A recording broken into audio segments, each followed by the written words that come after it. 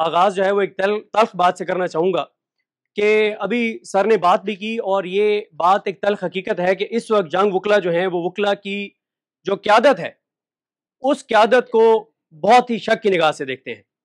और मैं ये समझता हूँ कि आज से 10 साल बाद 15 साल बाद जब इस दौर का जिक्र होगा तो उस वक्त ना तो किसी को शिकवा इस्टेब्लिशमेंट से होगा, उन्होंने तो करना ही यही था जो वो कर रहे हैं, ना उनको शिकवा जस्टिस याहिया खान से होगा जो तीसरे नंबर से चीफ जस्टिस बना। और क्यों बना अब तो सबको नजर भी आ रहा है, कैसे बने और क्यों बने और वो क्या कर रहे हैं।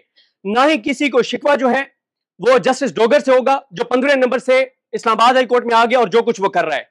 ना ही शिकवा जो है वो जमाल खान मंदोखेल से, ना ही शिकवा होगा हसन नजर रिजवी से, ना मोहम्मद अली मजहर से, ना मुसरत हिलाली से, ना शाहिद बिलाल हसन से, ना आमिर फारूक से, ना अली बाकर नजवी से।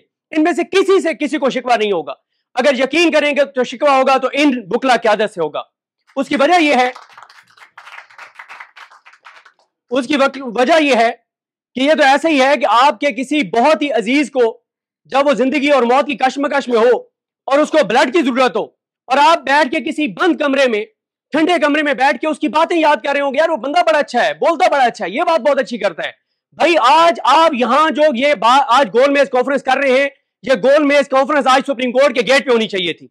आज ये एहतजाज सुप्रीम कोर्ट के गेट पे होना चाहिए था। आज आपको सुप्रीम कोर्ट के बाहर बैठना चाहिए था। देखें बात यह है कि इस्लामाबाद हाई कोर्ट के 5 आजाद जजेस, justice Mohsin Akhtar Kiyani, justice Tariq Mahmood Jahangiri, justice Babar Sattar, justice Sardar Ejaz Isa Khan, justice Saman Rifat Imtiaz, वो 5 दलेर जज।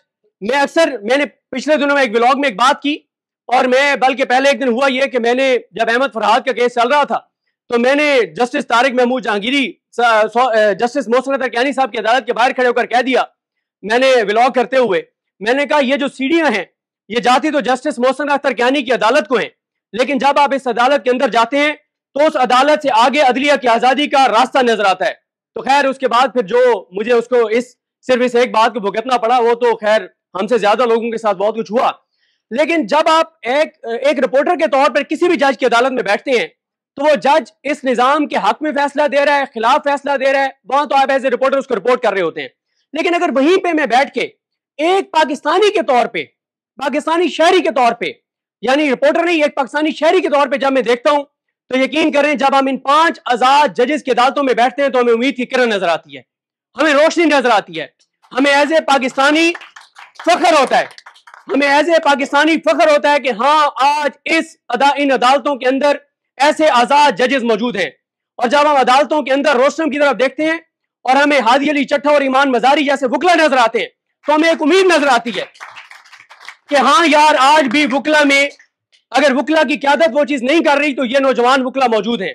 और मैं ये कहना चाहता हूं कि इस वक्त तमाम जजेस को, सुप्रीम कोर्ट के जो जजेस हैं, चाहे वो मंसूर अली शाह साहब हो, चाहे वो अतर मिनल्ला साहब हो, मुनीब अख्तर साहब हो, आयशा मलिक साहब हो, अकील अब्बासी साहब हो, मलिक शहजाद अहमद खान साहब हो, कल को ये जो जजेस हैं अगर बाद में किताबें लिखेंगे और हमें बताएंगे खड़े हम उनको सलाम पेश करते हैं, लेकिन जिस तरह से ये 5 आजाद जज इस्लामाबाद के खड़े इसी रास्ते पे चलेंगे तो पाकिस्तान और पाकिस्तान की अदलिया बचेगी। और मैं समझता हूं कि ये कितने अफसोस की बात है कि आज से 6-7 दिन पहले जजेस, 5 आजाद जजेस सुप्रीम कोर्ट ऑफ पाकिस्तान में जाते हैं और उसके बाद कोई वकला तंजीमें, कोई वकला रहनुमा सुप्रीम कोर्ट नहीं जाते उनके लिए। और फिर मैं ये समझता हूं कि आपने अभी भी बहुत देर कर दी है। जिस वक्त इस्लामाबाद हाई कोर्ट के 5 अजीम और आजाद जजेस ने जब अपनी एक अपील दायर की थी, जब उन्होंने जस्टिस डोगर, सोमरो और आसिफ इन तीनों जजेस के ट्रांसफर को चैलेंज किया था, अगर हर समात पे आप सब वकला वहां मौजूद होते तो वो फैसला ना आता जो आया है।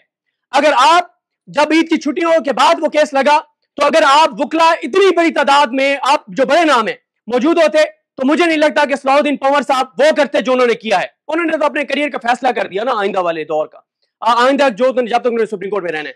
मैं आज भी आखिरी बात ये करना चाहता हूं कि अगर आप पाकिस्तान को बचाना चाहते हैं, अगर आप पाकिस्तान की अदलिया को बचाना चाहते हैं, और अभी किसी ने यहां पर बात की और बड़ी दुरुस्त बात की, आप 26वीं आईनी तरमीम के बाद देखें कि कितने लोग पंजाब की अदालतों के अहाता अदालत में कत्ल कर दिए गए हैं।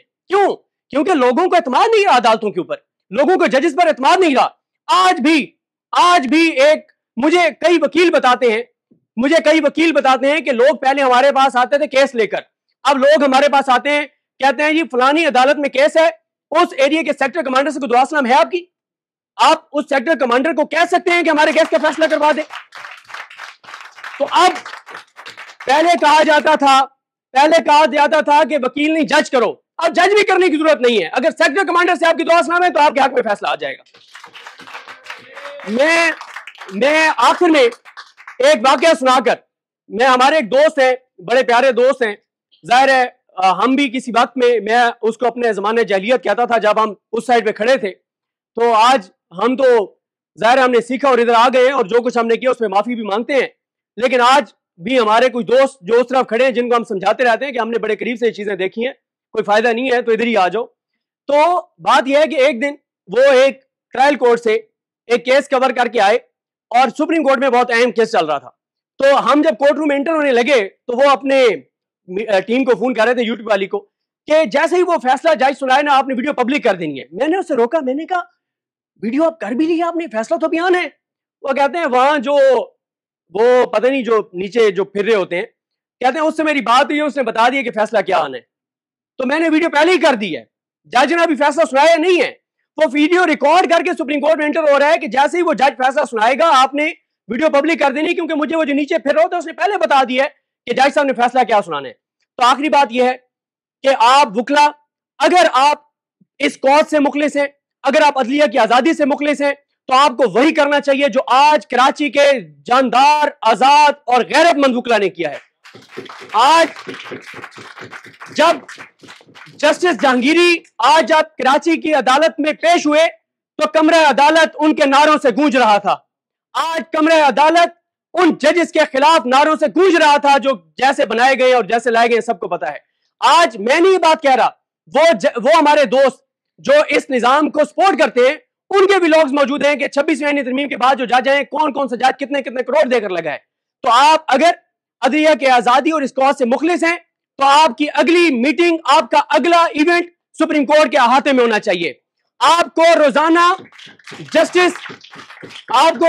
जस्टिस जाहिया खान की अदालत में जाना चाहिए और उन्हें कहना चाहिए कि सुप्रीम जुडिशल काउंसिल की मीटिंग बुलाएं और उनसे पूछें। हमारे रिपोर्टर्स ने रिपोर्ट किया है कि जब सुप्रीम जुडिशल काउंसिल की आखिरी मीटिंग हुई है तो मंसूर अली शाह साहब ने और मुनीब अख्तर साहब ने कहा कि ये जहांगीरी साहब और मोहसिन अख्तर कैनी साहब के जो मामले इसको भी टेकअप कर लें, ये भी झूठी दरखास्तें हैं, इनको भी फैसला कर लें।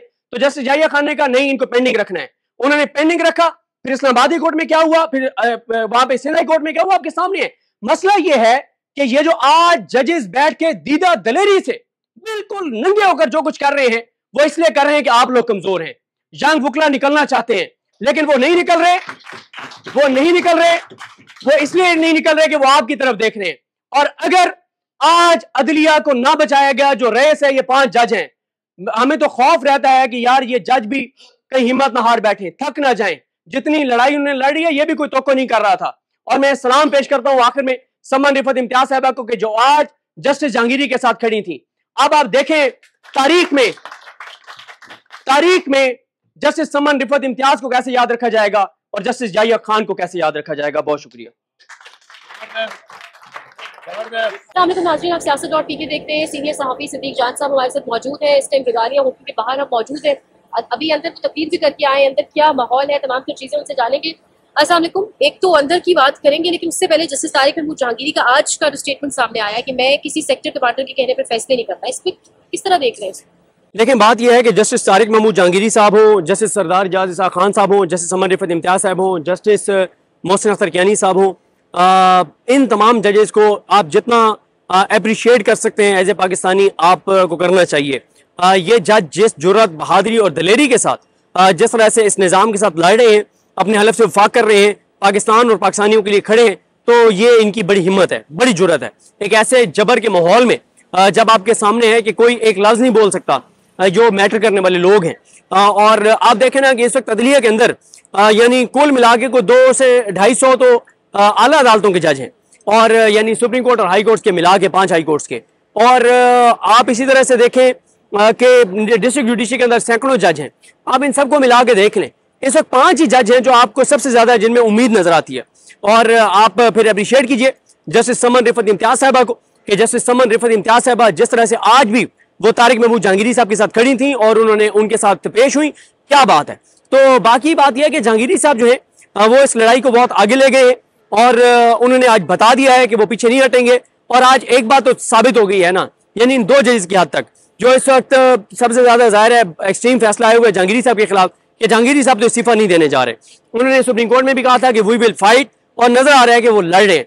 और आज मैं समझता हूं कि बड़ा अप्रिशिएट करना चाहिए कराची के वकला को कि जिन कराची के वकला ने आज जहांगीरी साहब का जो साथ दिया, जहांगीरी साहब के साथ जो पेश हुए और समर रिफत इम्तियाज साहब भी साथ थी और जिस तरह से उन्होंने जो कंप्रोमाइज जज है उनके खिलाफ नारे लगाए और जिस तरह से वकला ने जहांगीरी साहब के हक में नारे लगाए, तो ये बहुत ही जबरदस्त है। देखें 17-18 साल बाद ये मौका आया है कि जेन्युइन वकला तहरीक का आगाज हो सकता है। आपने अभी मुझसे पूछा कि हम रिगालिया होटल खड़े और अंदर इस वक्त प्रोग्राम हो रहा है। देखें इस वक्त तक जो वकला क्यादत का जो लाएअमल है मुझे तो वो होम्योपैथिक नजर आता है।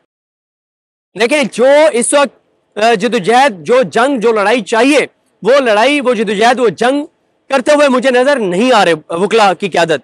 और यंग वकला अगर आगे बढ़ जाते हैं आगे निकल जाते हैं तो फिर कोई होप है। क्योंकि देखें ना अभी ये कह रहे हैं कि 11 अक्टूबर को एक कन्वेंशन होगा लाहौर में और एक कन्वेंशन उससे पहले इस्लामाबाद में होगा। देखिए इस वक्त कन्वेंशन की जरूरत नहीं है, इस वक्त धरना देने की जरूरत है सुप्रीम कोर्ट के अंदर, इस वक्त एहतजाज करने की जरूरत है, इस वक्त जस्टिस जाहिया खान को यह कहने की जरूरत है कि सुप्रीम जुडिशल काउंसिल का इजलास बुला के और झूठी जो कंप्लेंट्स हैं जजेस के खिलाफ वो डिसमिस करें। इस वक्त जरूरत है कि आप जजेस को कहें कि इंट्रा कोर्ट अपील लगाएं 3-5 जजेस की जो दरखास्त आपने सीनियरिटी वाली और जजेस ट्रांसफर वाली मुस्तरद की, आप जहांगीरी साहब का केस लगाएं, आप ये 5 आजाद जजेस का केस लगाएं।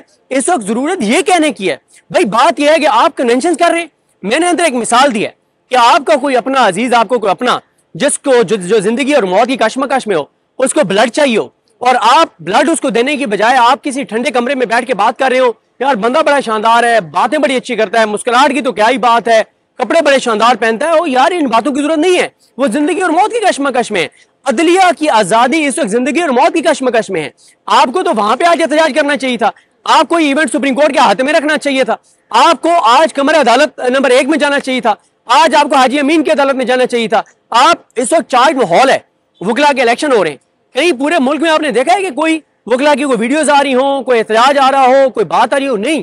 तो ये वो चीजें हैं जिसपे मैं समझता हूं कि बड़ा एक वकला का इस वक्त बड़ी एक कंप्रोमाइज्ड वकला की लीडरशिप भी नजर आती है। अगर ये वकला की लीडरशिप जो कि जेन्युइन लोग हैं, एतजाज हसन साहब बैठे, सलमान अकरम राजा साहब बैठे, अब एतजाज हसन साहब और सलमान अकरम राजा साहब जो हैं इन पे आप बाकी बात कर सकते हैं, इनकी किसी बात से आप इख्तिलाफ कर सकते हैं, लेकिन एतजाज हसन साहब हो या सलमान अकरम राजा साहब हो, ये कंप्रोमाइज नहीं है, ये चाबी वाले खिलौने नहीं है, ये दलेर लोग हैं, ये बहादुर लोग हैं। इनको निकलना होगा, लीड करना होगा, लतीफ खोसा साहब समेत इन सारों को इनको निकल के इनको लीड करना होगा और इनको जो है वो नौजवान वकला को अपने साथ निकालना होगा, क्योंकि टाइम ज्यादा नहीं रह गया। आगे 27 आईनी तरमीम आ रही है, अगर ये रास्ता नहीं रोकेंगे सबका, 27 आईनी तरमीम आएगी, ये 5 जजेस यहाँ से ट्रांसफर हो जाएंगे और सुप्रीम कोर्ट के जजेस को भी एक्सटेंशन मिल जाएगी, उनकी रिटायरमेंट एज बढ़ जाएगी, तो चीजें बहुत खराब हो जाएंगी। सेक्टर कमांडर का जो जिक्र किया है तारिक महमूद जहांगीरी ने, क्या वो बताना चाह रहे हैं? आप कह रहे बहुत आगे निकल गए, आगे चल के बता सकते हैं कि कौन कौन से जजेस हैं जिन्होंने वाकईतन सेक्टर कमांडर्स के कहने पर फैसले किए? ये उनको बताने की जरूरत नहीं है, ये पूरे पाकिस्तान को पता है, ये आपको और मुझे भी पता है। आज आप देख लें कि जस्टिस सरफराज डोगर साहब की अदालत में जनवरी से पेंडिंग केस है अलकादिर केस, और आज लगता है 25 सितंबर को, और एक बार फिर जो है वो 16 अक्टूबर की तारीख दे दी गई, यानी 21-22 दिन बाद की, और वो भी जुमेरात की। तो ये वाज़ेह तौर पर नजर आ रहा है कि तोशा खान 2 में सजा के बाद ये केस लगेगा, और ये जो इस वक्त लड़ाई है, ये लड़ाई बहुत ही एक फाइनल राउंड में दाखिल हो गई है। अब वकला ने ये फैसला करना है कि 5 जजेस तो मैदान में आ गए, वो तो पीछे नहीं हट रहे, लेकिन ये वकील रहनुमा क्या कर रहे हैं, वकला क्या कर रहे हैं। तो बाकी अदालतों के अंदर जो हालात हैं एज ए पाकिस्तानी खून खोलता है कि किस तरह से जो है ना वो चीजें हो रही हैं, और नुकसान पाकिस्तान और पाकिस्तान के लोगों का हो रहा है। आप भी अंदर से होके आए, आपने खुद भी तकलीफ, अंदर क्या माहौल, मतलब अंदर के माहौल से आप कोई चीज आइडेंटिफाई कर सकते हैं कि आगे देखें अभी तो तकरीरें हो रही हैं वो ठीक हो रही हैं, उसमें बात ठीक हो रही है, ठीक है, किसी का लहजा सख्त है, किसी का नर्म है, कोई तल्ख बात कर रहा है, कोई अच्छे तरीके से बात कर रहा है, लेकिन बात यह है कि इसका आउटकम क्या आता है, आउटपुट क्या है, इन तकरीरों का जो इनपुट है इसका आउटपुट क्या निकलता है, लाएअमल क्या होता है। क्या यही कन्वेंशन आपने खेलना है? या आपने सड़कों पर आने, इस वक्त सड़कों पे आए बगैर काम नहीं बनना। अगर आपने निकलना है तो आपको सड़कों में निकलना पड़ेगा, आपको रोजाना सुप्रीम कोर्ट जाना पड़ेगा, आपको जस्टिस जाहिया खान पे दबाव बढ़ाना पड़ेगा। आप नहीं बढ़ाएंगे तो कुछ नहीं बनने वाला। परसों एक जलसा भी है और जलसे के साथ कहा जा रहा है कि एक नया राउंड स्टार्ट होगा, गालिबन कोई अगला लाहेबल भी दिया जा सकता है। जलसे से पहले ये सब कुछ होना, कोई कुछ आप इंटर रिलेटेड देख रहे हैं चीजों को, या कुछ जलसे से निकल कर सामने आ सकता है पेशावर जलसे से? देखिए, पेशावर जलसे में से भी कुछ नहीं निकलना। वो है बहुत इंपॉर्टेंट, कि वो इम्पोर्टेंट इसलिए है कि अगर तो निकलने से मुराद यह है कि अगर वहाँ को बड़ा ऐलान हो जाता है, यानी अगर ऐलान हो जाता है कि हम कौमी असम्बली से निकलने का ऐलान करते हैं तो ये बड़ी चीज़ होगी। लेकिन अभी एक चीज़ उसमें इंपॉर्टेंट है, और वो ये है कि इमरान खान बार बार कह रहे हैं कि लोगों को बताएं कि मैंने लोगों को बुलाया है, मैंने लोगों को पुकारा है, मैं लोगों को बुला रहा हूँ। ये बात इमरान खान साहब क्यों कह रहे हैं? ये बात इमरान खान साहब इसलिए कह रहे हैं कि इमरान खान साहब ये समझते हैं कि ये जलसा जितना बड़ा होगा उतना लोगों के अंदर एक उम्मीद पैदा होगी कि यार हमने बहुत बड़ी तादाद में है लोग। तो बात यह है कि इमरान खान साहब जो हैं वो ये चाहते हैं कि ये जलसा बहुत बड़ा होना चाहिए। अब डिपेंड करता है पीटीआई के एमएनएस एमपीएस टिकट होल्डर्स पर कि वो कितनी मेहनत करते हैं, केपीके पे डिपेंड करता है कितने लोगों को निकालने में कामयाब होते हैं। तो अगर ये जलसा बड़ा होगा, जाहिर है इसका इम्पैक्ट तो आएगा, इसके असरात तो आएंगे, लेकिन इसके नतीजे में एक चीज़ तो अचीव हो जाएगी कि अगर तादाद ज़्यादा होगी तो अचीव हो जाएगी कि उसका इम्पैक्ट तो आएगा।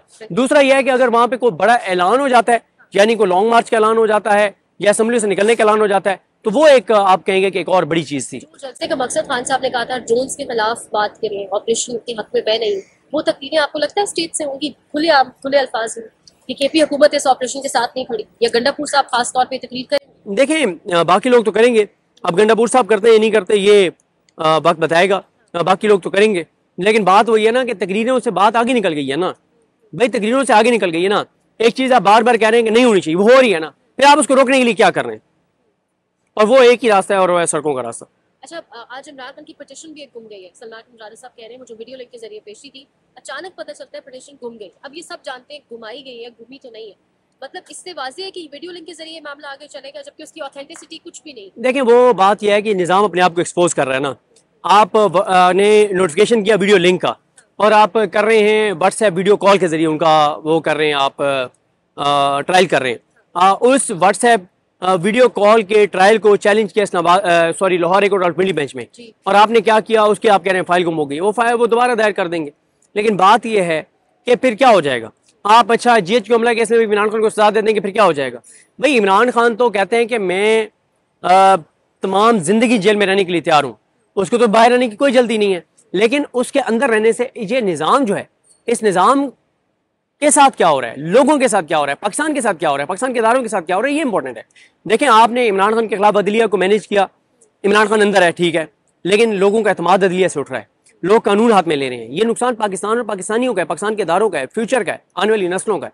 तो ये नुकसान हो रहा है ना असल में। तो इस्लामाबाद हाईकोर्ट आज आप भी गए होंगे, कहा जा रहा है बिल्कुल छावनी का सा माहौल था वहाँ पे और मल्टी लेयर्ड सिक्योरिटी थी। ऐसा क्यों किया गया? अगली बार तक कि वहाँ कवरेज के लिए लोग ना पहुंचे, या क्या वजह थी? इसकी सिंपल वजह थी कि आज कमरा अदालत में ज्यादा लोग ना पहुंचे और जस्टिस डोगर जो है वो बहुत आसानी के साथ नैब की सजा मानते हुए लंबी तारीख देते। इसके अलावा और कोई मकसद नहीं था।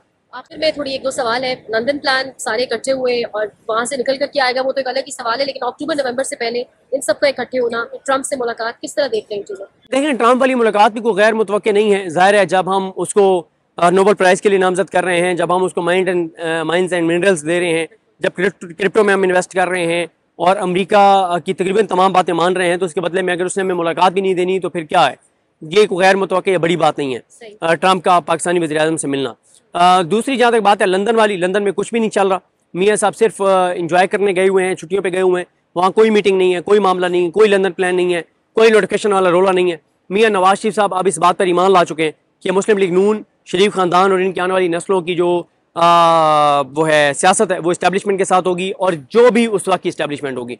और मियाँ साहब ने तो इस वक्त इस हद तक फैसला कर लिया है कि अगर आज इस्टेब्लिशमेंट कहती है कि मरीम नवाज को और शहबाज शरीफ को निकाल देती है तो उनको ज़रूरत ही नहीं पड़ेगी, वो सिर्फ ये बताएंगे कि आप लोग रिज़ाइन करते हैं, वो दोनों रिज़ाइन कर देंगे। और मियाँ साहब ने यह भी वसीयत कर दी है कि अगर कभी आपको इस्टेब्लिशमेंट हुकूमत से निकाले तो आपने उतने ही इस्टेब्लिशमेंट का दावेदार रहना है जितना आप हुकूमत में थे। वजह यह है कि बाद में भी तो उन्होंने ही लाना है ना। तो नून लीग और शरीफ खानदान ये तय कर चुका है, पीपल्स पार्टी भी, कि उनकी आइंदा की सियासत इस्टेब्लिशमेंट के साथ है और उनकी मदद से और उनकी ग़ुलामी से है। तो इंडिपेंडेंटली कोई चीज़ नून लीग पीपल्स पार्टी नहीं करेंगे। अच्छा, ये जो एक्सटेंशन वाला मामला चल रहा है DJI और फील्ड मार्शल का भी, उसके साथ कहा यह जा रहा है जो जल्दी केस लगा दिया गया, मुकर्रर कर दिया गया 26 पे आई तरमीम का, अमीरुद्दीन खान साहब पे गालिबन किसी एक्सटेंशन की जानिब देख रहे हैं कि मैं सब कुछ कर रहा हूँ, मुझे कुछ ना। नहीं, अमीरुद्दीन साहब देखें वो एक कमज़ोर बंदे हैं और उनका कोई नहीं है। हाँ, वो एक और केस है जिसमें वो हुकूमत को के साथ बार्गेन कर सकते हैं, जो सुपर टैक्स वाला वो केस सुन रहे हैं। 1000 अरब से ज़्यादा हुकूमत को मिलना है, यानी 4 अरब डॉलर के करीब हुकूमत को मिलना है। आप अंदाज़ा लगाएं ना पाकिस्तानी कंपनी से। तो वो एक हो सकता है वो बार्गेन कर रहे हो कि तुम्हारे हक में 1000 अरब का 1200 अरब का फैसला दे देते हैं और उसके बदले मुझे एक्सटेंशन दे दें, वो तो है। लेकिन बाकी अमीनुद्दीन साहब के पास क्या है? अमीनुद्दीन साहब का इस वक्त वही अदलिया में रोल है जो पाकिस्तानी सियासत में मियां नवाज शरीफ का है। मियां नवाज शरीफ के पास भी कोई ऑप्शन नहीं है, अमीनुद्दीन साहब के पास भी कोई ऑप्शन नहीं है, तो इसलिए वो कुछ भी नहीं कर सकते। जाते जाते फलक जावेद केस, उस्मा बुखारी ने प्रेस कॉन्फ्रेंस की, जिक्र किया उन्होंने कहा कि सिद्दीक जान और ये बहुत सारे लोग, कोई कह रहे हैं कि मुखबरी हुई है, कोई कह रहा है कि, तो यानी उन्होंने आपको जिक्र भी किया। अच्छा, मैंने उनका वो सुना नहीं, मेरे बारे में उन्होंने क्या जिक्र किया है? हाँ। क्योंकि मैंने कहीं पे भी ये नहीं कहा कि मुखबरी हुई है। सब लड़ पड़े नहीं मेरी। अच्छा, मैंने फलक जावेद की गिरफ्तारी कैसे हुई, क्यों हुई, इस पे मैंने कोई भी मौक़िफ़ नहीं दिया, ना मेरे पास इन्फॉर्मेशन है। यानी मुझे ये तो पता है कि उनको उठाया गया और उनको यहाँ से इस्लामाबाद से लाहौर ले जाया गया, 2 दिन उनको किसी अदालत में पेश नहीं किया गया, बगैर वारंट के गिरफ्तार किया गया।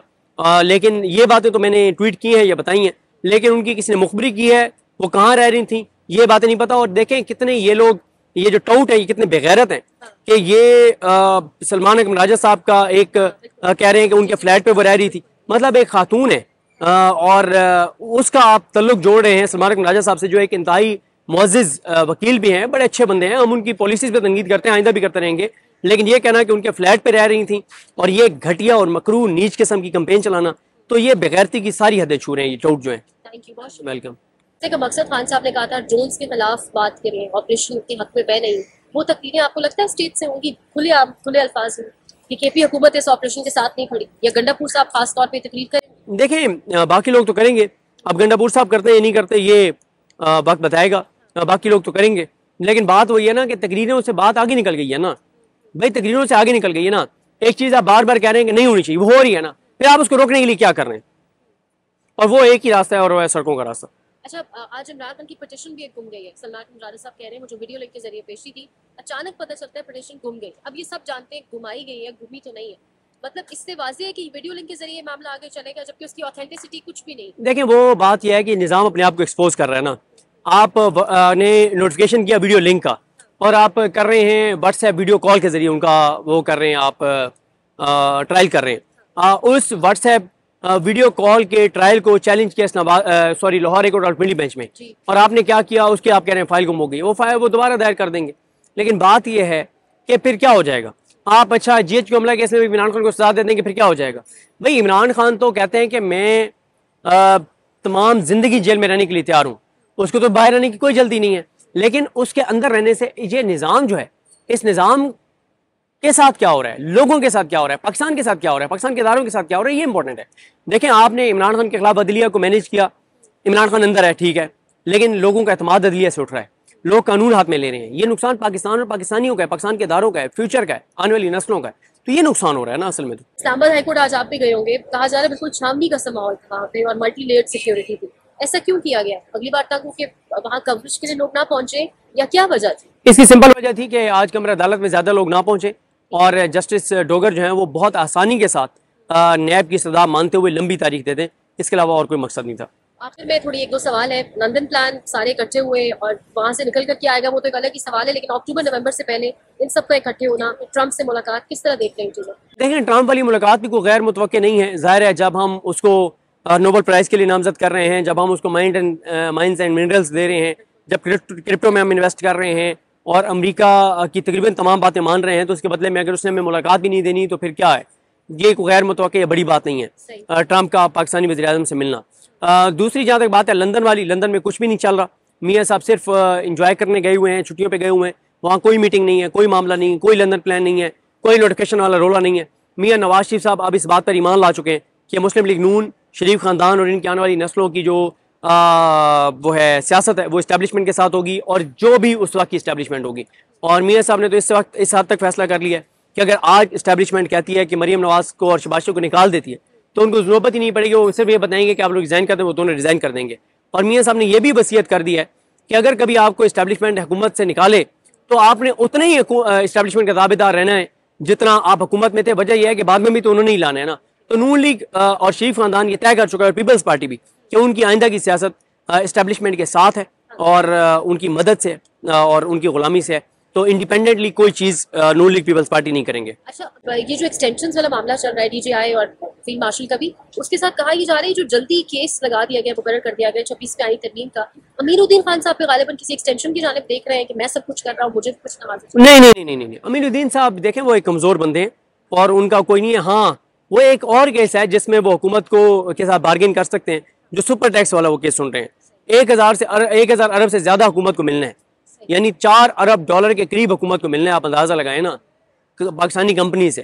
तो वो एक हो सकता है वो बार्गेन कर रहे हो कि तुम्हारे हक में 1000 अरब का 1200 अरब का फैसला दे देते हैं और उसके बदले मुझे एक्सटेंशन दे दें, वो तो है। लेकिन बाकी अमीनुद्दीन साहब के पास क्या है? अमीनुद्दीन साहब का इस वक्त वही अदलिया में रोल है जो पाकिस्तानी सियासत में मियां नवाज शरीफ का है। मियां नवाज शरीफ के पास भी कोई ऑप्शन नहीं है, अमीनुद्दीन साहब के पास भी कोई ऑप्शन नहीं है, तो इसलिए वो कुछ भी नहीं कर सकते। जाते जाते फलक जावेद केस, उस्मा बुखारी ने प्रेस कॉन्फ्रेंस की, जिक्र किया उन्होंने कहा कि सिद्दीक जान और ये बहुत सारे लोग, कोई कह रहे हैं कि मुखबरी हुई है, कोई कह रहा है कि, तो यानी उन्होंने आपका जिक्र भी किया। अच्छा, मैंने उनका वो सुना नहीं, मेरे बारे में उन्होंने क्या जिक्र किया है? हाँ। क्योंकि मैंने कहीं पे भी ये नहीं कहा कि मुखबरी हुई है। सब लड़ पड़े नहीं मेरी।